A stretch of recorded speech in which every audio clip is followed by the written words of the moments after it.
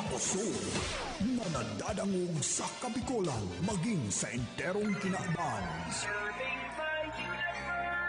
Ini ang 97.5 Bangon OK FM. 97.5 OK FM. Gusto ko, okay ka. Oras ngunyan, 5 minutos, makaagi ang alas 7 ni na pagkaaga. Bangon Barreta alas 7. Ang katiripunan kan mga nangingenot na barata kanal daw. Ihahatod sa inyo kan 97.5 Bangon OK FM. Bangon Barreta alas 7.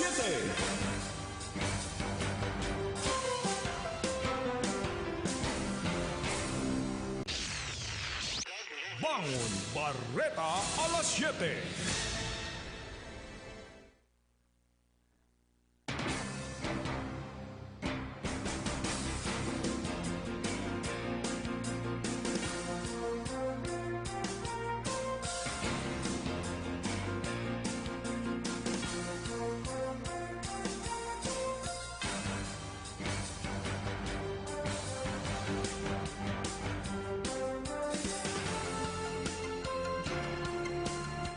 Diyos maray na aga sa indugabos matugang ini ang Bangon Barreta alas 7, aldaw nin Biyernes, fetsa 29 kan Enero. Ako si Bert de los Martires. Asin uya ang mga headlines satud sa karambot kan Rice Coffee 14 in 1 plus 1. Gurangan na periodista taga-media Emil Sabidra nagtalikod na sa kinaban. Department of Health nagpatanid na day pag-usaron ang sarong bulong sa gout bilang bulong kontra sa COVID-19. Saralang intelligence information, ikinasuya ni Defense Secretary Delfin Lorenzana. Mayor Sara Duterte nagpatanid sa publiko kontra sa Peking Campaign Fundraising na sindikato nagpaparanghagad ng kwarta sa mga milyonaryo na day niyaman isinusugo. Department of Labor and Employment nagpatanid sa mga empleyado na likayan ang magparahagad ng sweldo o langkaw ng sweldo, tabakang kaluwasan taranggalan sa trabaho. Ninuhuli sa medical legal report na si Christine Dacera nagadaan sa high blood. Mga amigo asin mga sinasabing sospek naglalaom na matutuninong na ang pamilya ni Christine Dacera. Protesta kang Pilipinas sa China dahil makakafiktar sa barakalan ng bakuna hali sa China. Pag-ibig nagpatanid sa publiko, mag-ingat sa mga impostor na nagpaparapanluko sa mga miyembros kan Pag-ibig. Sa lado international, anong anggadan sa chemical leak sa Atlanta sa Amerika. Sa Germany, ang AstraZeneca COVID-19 vaccine nagdeklara na para makalikay ang tudukan lang dapon 18 anyos abot 64. Kadayon makakasiguro kang side effect ka nasabi ng bulong. 16 anyos na sultirito kulong sa Singapore matapos magplanong magparapanggadan ni mga Muslim dumaan sa Singapore. Yan ang mga headlines satud sa karambot ng Rice Coffee 14 in 1 plus 1. Sunrise ang sasalubong sa inyong umaga, pampasigla at pampasaya. Sabayan natin ang sunrise. Come on, get up and rise. Rice Coffee para sa kalusugan. Rice Coffee 14 in 1 plus 1. Rice Coffee, purong-puro ang sangkap. Rice Coffee, enjoy ka na healthy pa. Rice Coffee sa morning, Rice Coffee sa evening, Rice Coffee any time of the day for a healthy family. Okay FM. Gusto ko, okay ka. Bangon Barreta alas 7.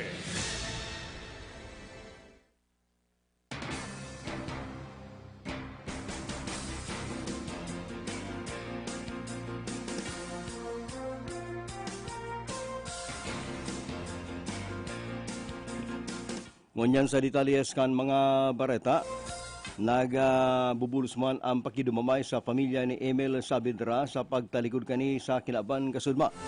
Si Emil Saavedra, nabistadong periodista, taga-radyo, nagidad 75 anyos at aktibo man sa pagparasurat nin bareta, asin mga news analysis, asin man sa paggibo nin mga libro. Ini nagtalikod sa kinaban sa edad na 75 anyos ninhuli man sa lunang kamatian. Si Emil Saavedra tubong bagakay tinambak Camarines Sur, alaga nag-istarnaman sa siyudad ng Naga. Ini kumpirang taon nang nagpaparaluas ninhuli man sa sayang kamatian. Alagad kasulma siya nagtalikod na sa kinaban. Ang mga taga-radyo, mga taga-print na nagpaabot naman ng pakidumamay sa pamilya ni Emil Saavedra.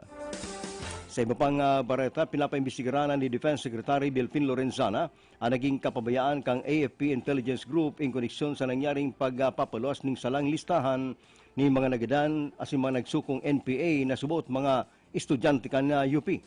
Dismayado si Lorenzana sa naging aksyon kang J2 ninulita iniandailan para tanggalon kani sa pwesto si Major General Alex Luna, ang Deputy Chief of Staff for Intelligence kang AFP. Epektibo da kasunmang Fet sa 28 ang pagpalaya sa pwesto kay Luna. Para mientras na siya riribay sa pwesto ni Maribay kay Luna sa sayang deputy na si Brigadier General Chariton Gairlan. Sigon kay Lorenzana, nagpuon sa opisina ni Luna sa J2 ang salang listahan. Paliwanag kan sekretaryo, dakulang pagkakasala asin dahil pwedeng palampason ang sabi ng asunto. Ninulita malinaw na sarong kapabayaan sa trabaho kaya dapat siyang managot. Di palang laaloy, naglalakop ang listahan ka mga NPA na nagadaan sa militar na nag-ani ning batikos ninultan iba sa listahan salang pangaran mantang anibaman buhay pa. Sigon kay Lorenzana, ang ginibo kang J2 sarong careless attitude leading to the unforgivable lapse. Mantang naglilitong ang investigasyon, mamamantinin mo na si Major Luna sa Office of the Chief of Staff, matartambay mo na siya sa kanagalat siya kang kastigo para sa saya. Bareta lokal sa linya si Hila de la Cruz. Mayo ng pag-asa pang makaluwas sa kulungan ang sarong personang pinag-arestar kan mga autoridad sa Banwaan ning Karamuan Camarines Sur. Mga badang alas 9 ning pagkaaga kasudma duman sa Barangay Ili Sentro, Karamuan Camarines Sur kan mga elemento kan Karamuan Municipal Police Station sa panginginot ni Police Major Ryan Mataya Bagasala, ang acting chief of police pinag-arestar si Isidro Cepeda E. Asidano, 55 anyos may agom sarong parauma as residente kan sinambitang barangay sa bisa kan warrant of arrest sa tulong bilang ning kasong statutory rape na may criminal case number 2020-5692, 5693 saka 5694 na nasambitang mga mandamiento de aresto. Pinag-issue ni Honorable Judge Maria Angela Acompañado Arroyo, ang presiding judge kang RTC San Jose Branch 58 San Jose Camarines Sur na may pitsang December 22, 2020 na ang mayong pinagre-recomendar na piyansa ang nasambit ng akusado. Mientras tanto, ang akusado anyaon ng unyan sa ditinikan sa nakaditini sa ipatura kan sinambit ng Banwaan. Dagdag na impormasyon para sa 97.5 Bangon OK FM, iniman si Hil de la Cruz, gusto ko okay ka. O yan, sarong importanteng bareta sa mga nagtuturmar ning bulong kon igwaning kamatian na gout o arthritis sa namakulugon sa bitis. Ang mga nagtutumar kang bulong na colchicine, dangugon ang baretang ini. Ang bulong na colchicine na inabo na anti-gout na pamusong maray sa igwaning kalyo o bagaman kulog sa bitis, ninhuli man sa sobrang pagkakaning igwaning uric acid. Ini na-discovery kaya dumas sa Canada na panlaban pa lang sa COVID-19. Kadakon lang mga nasyones ang nagtutubod ng colchicine panlaban. Alagad ang Pilipinas nag-angal. Ang Department of Health sa pagimangkang tagapagtaram na si Maria Rosario Vergere nagpatani sa publiko na maglikay dahil mo na magtubod kamay pasubot ng guidelines o bagaman mga ebidensya na ang colchicine inipalan panlaban sa COVID-19. Takan testingon da ini duman sa Montreal Heart Institute sa Canada, nagluluwas na ang taong may hilang ng COVID-19 pag nagpapartumar kaya sa tamang sistema, nagkakigwa ng 21% na nakakalibre sa kagadanan. Kung kaya ini naglakop ng bareta duman sa Canada asin nagkakagulo mga tao na simple sa lamang palang bulong na barato nga ni ang bulong na dati at 3 pesos lang ang saro Ngunyan pwedeng a 5 pesos na, ini pala nakakatabang kontra sa COVID-19. Alagad pigpatanidan kan Department of Health na mag-ingat demo na magsunod ta pinagalat da kan Department of Health ang guidelines kung pirang tabletas ang dapat tumaron asing kung ano ang mga side effect ini kung matumar ning kulchisin kontra sa COVID-19. Kaya pinapatanidan mga tao na demo na maggamit kayan sa gudmay pangtugon ang Department of Health. Bareta Lokal, nasa linya si Carlo Baldosa. Ipinagpasaram naman sa 14-day total lockdown po kan Enero 28 ang nabilog na compound kan lokal na gobyerno kan Sipocot, Camarines Sur. Huli man inis pagpositibo sa COVID-19 kan tulong empleyado digdi. Sigun kay Mayor Tom Bucago, nahulakitan do subot ang duwa pang empleyado kang inut na nagpositibo sa assessor's office. Tangan na maiwasan ang pagmahulakit pa o makahulakit pa sa ibang opisina, ipinasunod sa naninda ang work from home scheme, mantangan iba ang nakaskeletal force. Mayo man ang transaksyon sa publiko, ano naman na opisina sa nasabi ng munisipyo, alagad tigtaon doon ni Bucago, na pwede man magpasiring sa opisina ang mga empleyado kung may dapat na asikasuhon. Halimbawa na sa akin, ang ginibo ka ng alkalde na nagpasiring sa opisina, tangan nga sa kasuhon ang dokumento para sa mga sweldo kan sa empleyado. Sa Pebrero 11, pigalaw man na mabalik sa normal na operasyon ang transaksyon sa munisipyo kan Sipocot. Ini, kung may nagpositibo sa ginigibong close contact tracing, ngunyan sa mga nagpositibo, siring mo sa mga nakasalamuha kini sa Banuan ng Sipocot, Camarines Sur. Dagdag impormasyon sa lado lokal para sa 97.5 OK FM, ini si Carlo Baldosa, gusto ko, okay ka.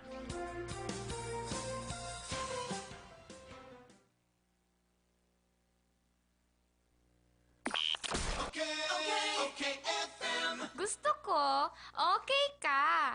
Sa gitna ng malalang traffic at ulan. Tuloy ang laban. Panahon man ng karamdaman.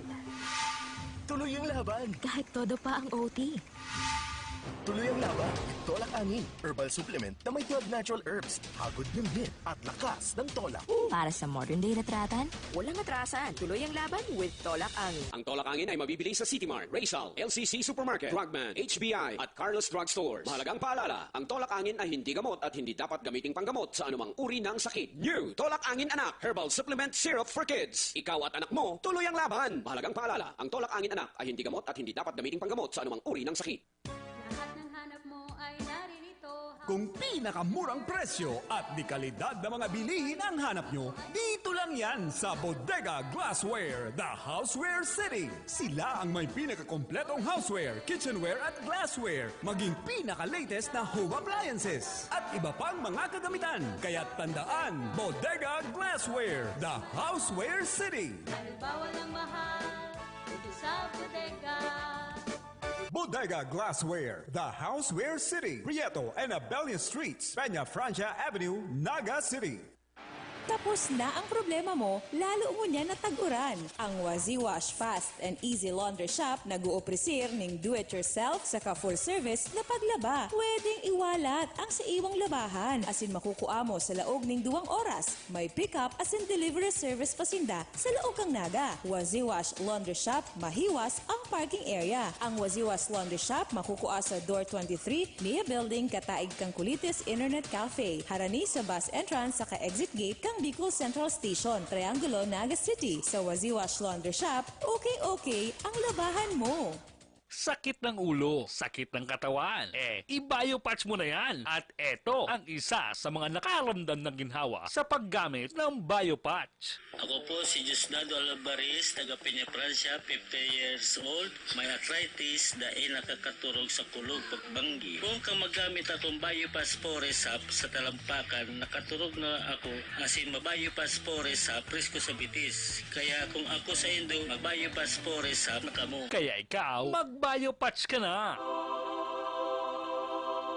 Ano ba yung mga bakot-bakot mo? Nagsaud ako pa din yung mga gamit sa negosyo kong bakery. Kaya lang, abang pagal maghanap. Uya baga ang Changson Multi-Trade. Kompleto digdi sa mga bakery products, plastic bags, kitchen, and baking utensils. Kung may mga handaan ka, igwasin na ng paper plates, styro plates, cups, straws, gift wraps and boxes, asin gabos na mga party needs. Digdi na lang lubod ako mabakal sa Changson Multi-Trade. Tagarubaga barato digdi. Changson Multi-Trade, J. Hernandez Avenue, Naga City, with telephone number 054-881-9225 or 0917-580-0638.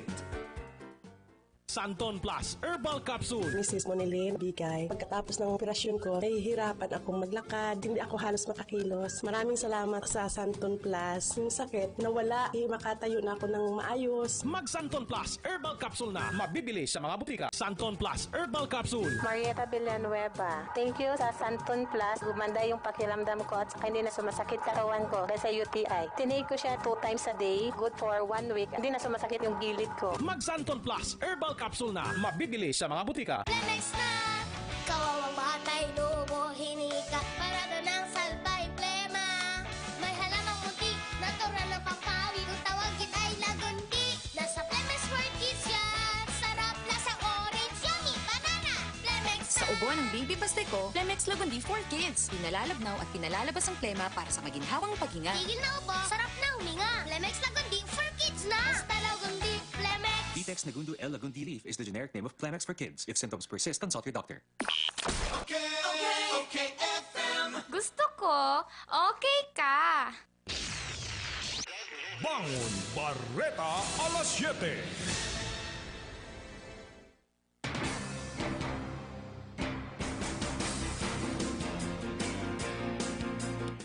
Oras ngunyan na 21 minutos makagyang alas 7 nin pagkaagang oras atud sa kanambot kang Cabral Bicolandia Supermart atud manyang kang DMSQ sirman kang orinal na Master Square. Sa iba pang pagbabareta sa Bangon Barreta alas 7, duman sa mga naglalakaw para man magkaigwa subot ning dugang na o madagdagan ang minimum wage sa salary. Nagpatanid ang Department of Labor and Employment na makulog subot sa biyo na kapag nagparagan ng dagdag na sweldo, baka mapuli sa gulping taranggalan ng empleyado. Iyan inhulima sa kasakitan ng negosyo niya na panahon ng pandemya. Sinabi ni Silvestre Bello III, Sekretaryo Candole, na ang sistema naglalakaw subot sa Kongreso na makigwaning halangkaw na marin na minimum wage. May data subot na pwedeng epekto kanita nagrereklamo ang mga kumpanya na baka lalo magsara asing gulping magkataranggal na empleyado. Matatandaan may grupong nagagad na ang minimum wage na 537 duman sa Manila, gibo na daang 750 na sigurado subot maangal ang mga kumpanya. Para tapang lokal, nasa linya si Ernie Marfil. Tanaan madugong bypass operation kaso ugma sa Sipukot Camarinesor. Nasunod naman kaso bagay din sa bypass operation alas 8 ni na pagkabanggi dyan sa barangay Taran Sipukot Camarinesor.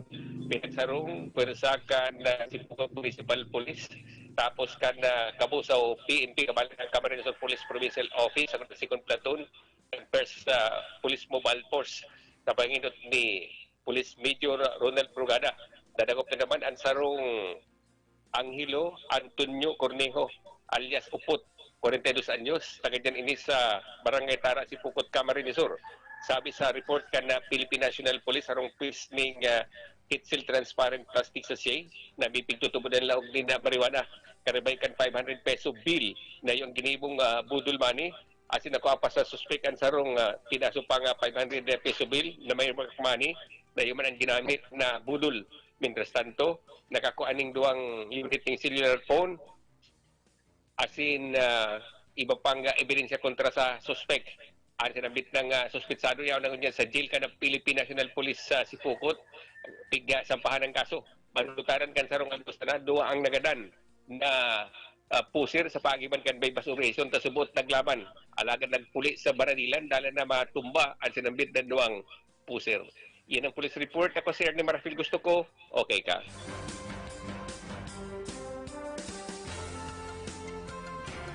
Sa iba pang bareta sa lado nasyonal, protesta kang Pilipinas sa China na makakapektar sa ginigibong negosasyon kang Pilipinas sa Sinovac o bakuna kang China na baka pag-ipiton ang Pilipinas. Sinabi kang Malacanang na ang China iyo ang nagkiklaim nga ni kang West Philippine Sea kay banan ang lima pang nasyones sa arukang Pilipinas.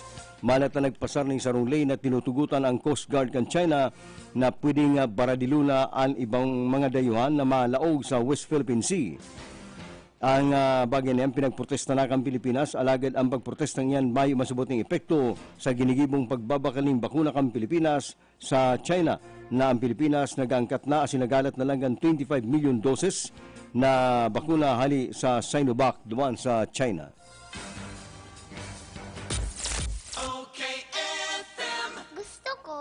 okay ka.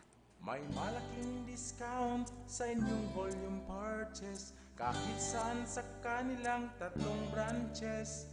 Ang CBS Supermart ay walang kapares sa lowest price at customer service.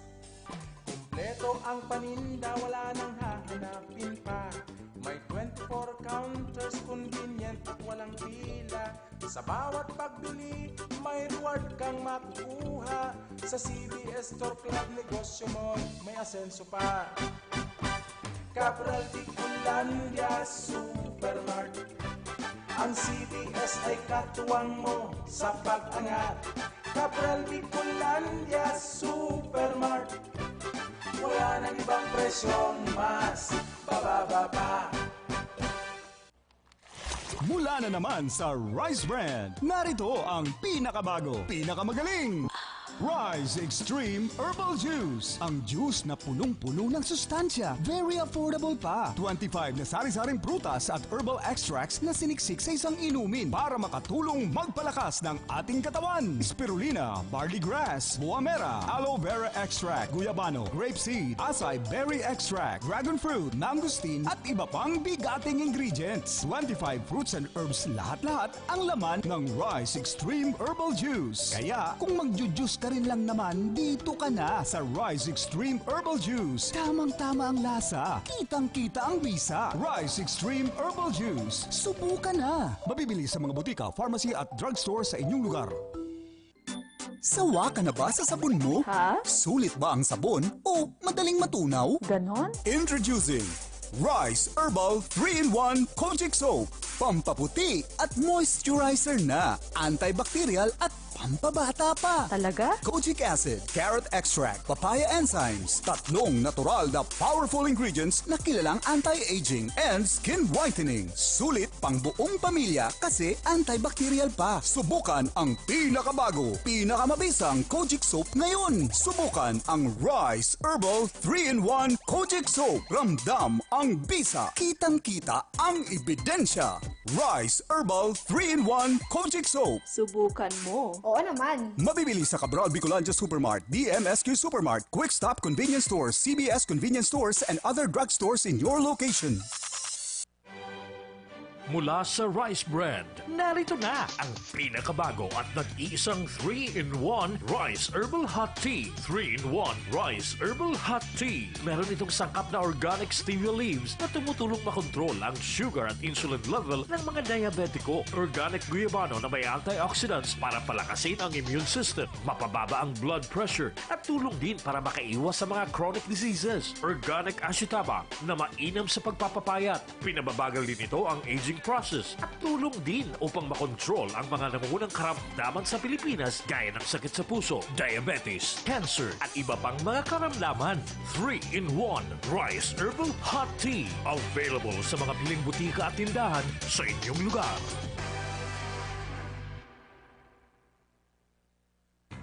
Ang buong tropa at pamilya may bagong paborito na! Ang pinakabagong refreshing drink to beat other refreshments. Rise Herbal Iced Tea. Everybody's healthy. Puno ng vitamins and organic herbs na may slimming effects and health benefits. Rise Herbal Iced Tea. Ayos! Kalasa at timpla. Magaling pa magpa-slim. It's everybody's health tea. Satisfying and refreshing. Kaya naman sa buong tropa at pamilya, ito na ang swak sa panlasa, swak pa sa bulsa. Rise Herbal Iced Tea. Everybody's healthy. Rise Herbal Iced Tea. Available sa mga suking tindahan sa inyong lugar. Okay, FM. Gusto ko, okay ka. Bangon Barreta alas 7. Ultimong mga bareta sa Bangon Barreta alas 7, Usalado International tinutubudan na sa 6 katao ang nagkagardan mantang siyempang ibaan irido sa pagturo ng liquid nitrogen sa sarong food processing plant harni sa siyudad kan Atlanta, duman sa Amerika. Sigon sa report ng pulis, 5 subot ang gadan sa loob kan mismo kang planta mantang nasa 10 katao ang idinalagan sa ospital Saro sa mga ini ang nagadan sa hospital. Mantang tuloan nasa kritikal na kondisyon. Di naman na ipuli sa pagsabog puli sa pagsabog ang nasabi ng leak as in pinagadalang pa sa ngunyan ang pinagikanan kaini. Sa inisyal na report nangyari ang aksidente ba ng alas 10 nin aga, oras sa Pilipinas sa Specialized Poultry Processing Plant kan Prime Pack Foods sa Hall County sa estado ng Georgia sa Atlanta. Para mientras man pinagkulong sa mga pinagtago ang mga estudyante sa kataraid na eskwelahan, tanganin day makasingot ka nasabi ng kemikal. Natapos na ang quarantine period ka mga experts gikan sa World Health Organization na magiboning on-the-ground investigation para maaraman kung paano nagpuon ang coronavirus pandemic sa Wuhan, China. Nagabot ang tracing eksperto na ini sa Wuhan kan Enero 14 asin tulos sindang isinairarom sa 2 semanang quarantine.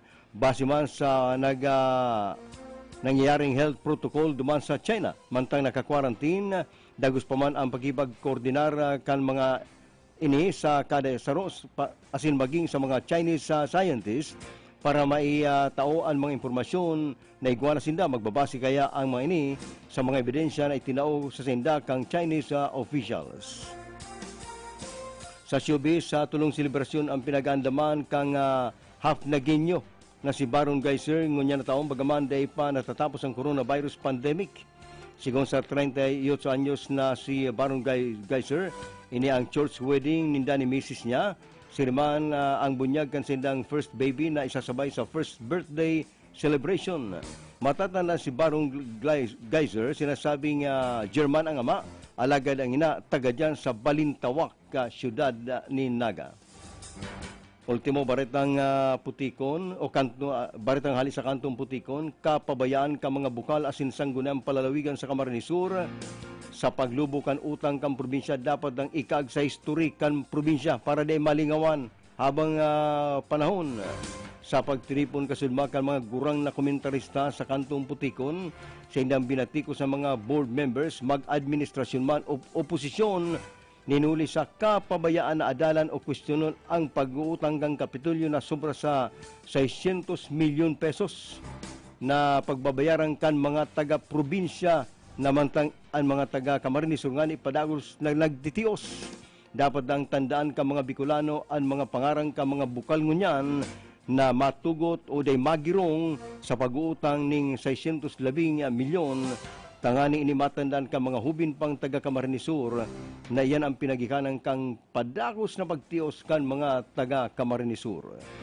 Yan ang mga preskong bareta sa Bangon na Bareta. Alas 7 na kaibanan sa lado lokal sinda Carlo Baldosa, Ernie Marfil, asin Hill de la Cruz. Ini ang sindong para bareta, Berta de los Martires. Bangon Bareta alas 7. Ang katiripunan kan mga nangingenot na barata kanal daw. Ihahatod sa Indo kan 97.5 Bangon OKFM. Bangon Bareta alas 7.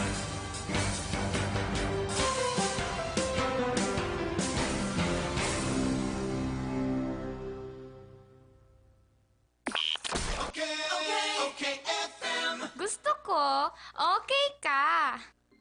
Sawa ka na ba sa sabon mo? Ha? Sulit ba ang sabon o madaling matunaw? Ganon?